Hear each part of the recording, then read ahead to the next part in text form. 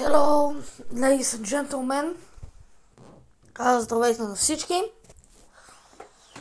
Това видео е много шокиращо за мене. Тъй като, както виждате, последните две видеа в историята ми, да скровах си YouTube, ето даже можете да видите. Когато видях това, Save i7-11. i7-11 е един от моите любими ютубъри с авиация от много време, тъй като аз съм фен на авиацията, като се вижда от последното ми видео. И какво трябва да го вземем? Реших да го натисна. Видеото е от Power Aviator. Ще го оттагна в това.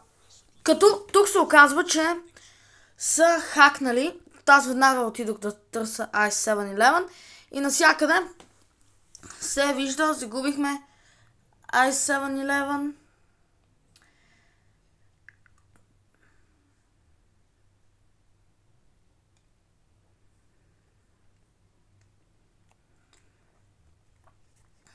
Като виждаме, ще се опитам да намеря резервен мокала i7-V2.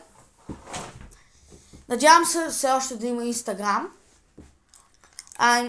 I'm gonna try to find this channel i7-22, which is his secondary, I think. So I'll put hashtag i7-11 in the description of the video. And this is very sad for me because i7-11 is one of my idols. Yeah, I found it. Oh!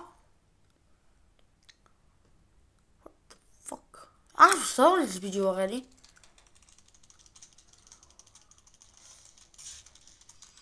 Oh, I'm sorry, I probably. So I'm tagging if this is his real channel. I'll tag him. Ще го тагна, но аз се надявам скоро да си възстанови каналът.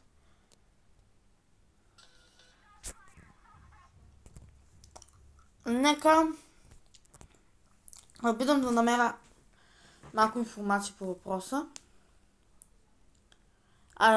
Видеята са много кратки, които намирам. Ще и се опитам да изгледам видеото на Power Aviation, което видях. Може би, за да не объркам с цялото видео, ще сложа ето така екрана. Окей. Сериозно не съм си платил премиума.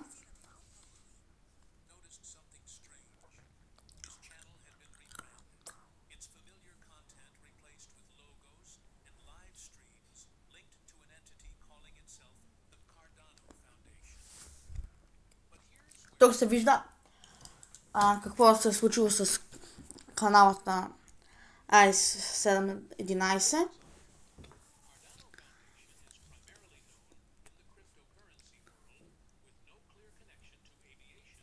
Като се смята, че i711 е бил жертва на catfishing. Като catfishing е система, в която чрез имейл се принуждават хора да си дадат акаунт и така нататък. И след което хакерите премахват официалният потребител, официалният създател от този акаунт и сменят акаунта, като на мой познат с канала това се беше случило. Като не е лесно да се намери вторият. Не е лесно да се върне акаунт и така нататък. Трябва да се смени името на канала. Като тази организация, криптоорганизация, която му е откраднала акаунта, със сигурност ще бъде много натисната след като на един от иконите на YouTube авиацията, след като хаква и открадва каналът на YouTube от главните канали на YouTube авиацията. Аз лично съм много шокиран от тази ситуация.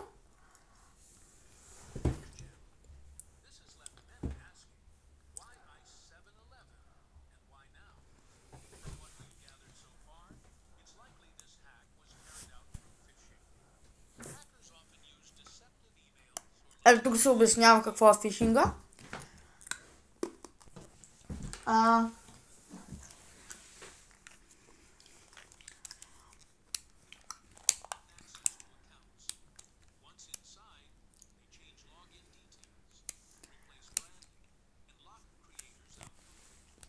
Но ще видя има ли български субтитри. Автоматичен превод.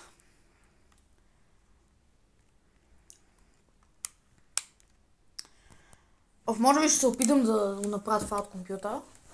Искам да си взема една теменушка. Добре.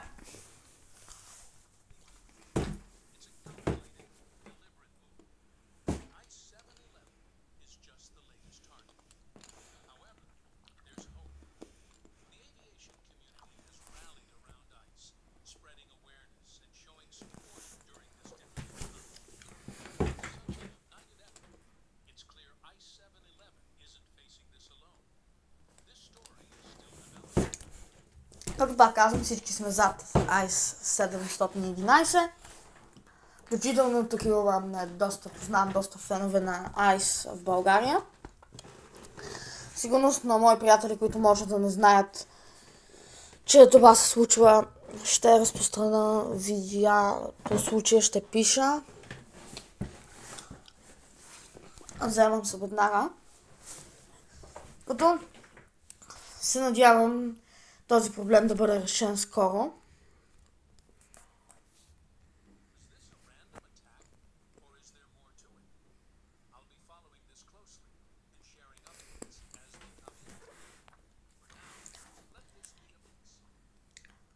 Като не ми се иска да посещавам хакнатият акаунт на i711, тъй като вероятно няма да намеря нищо и не искам и да го разпространяваме докато е отканат акаунта, така че ще се опитам да... Окей, не го прави това. Ще се опитам да... Да, ето, това е видео, което наскоро изпратих на себе си на i711, което е едно от най-забавните му видеа. Първото му видео, което гледах. И ще се опитам да видя дали ще успея да направя нещо. Да. Този видеоклип е премахнат, тъй като нарушава общите условия на YouTube, като това не е причината според мен. Причината е, че е премахнат от съществуването, но нека видим съба какво е останало така, нищо не е останало. Не бе, няма гледам тъпите си реклами, бе.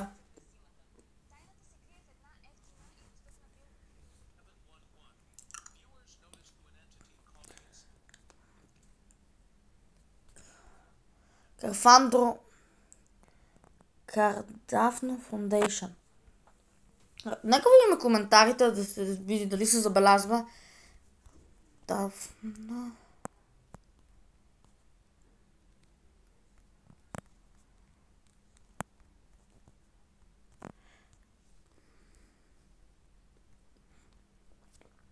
Може би.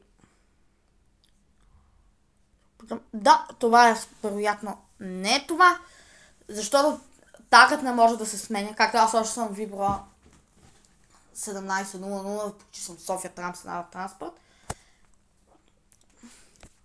Видно няма нищо останало от авиацията.